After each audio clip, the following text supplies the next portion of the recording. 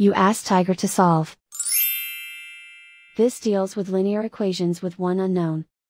The final result is x equals 17 over 2. Let's solve it step by step. Group all x terms on the left side of the equation. Subtract 42x from both sides.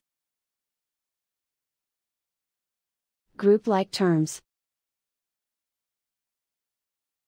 Simplify the arithmetic. Group like terms.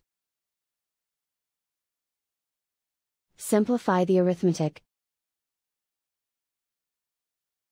Group all constants on the right side of the equation. Subtract 95 from both sides. Simplify the arithmetic.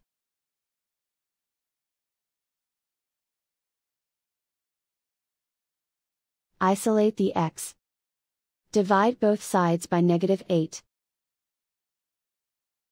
Cancel out the negatives.